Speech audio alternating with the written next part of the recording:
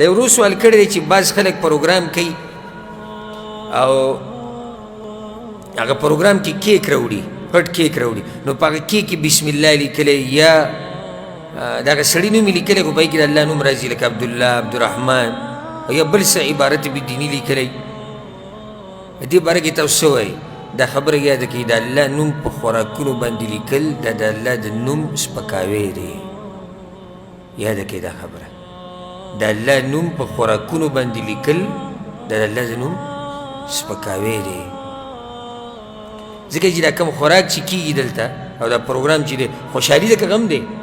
خوشحالي ده او چې چا څه وکړو نو د الله نوم دې ته پاتې شوی دی چې ته یې په کیکونو لیکې او بیا پسې چاړه راوالي دا کیک به پرې کوي نه.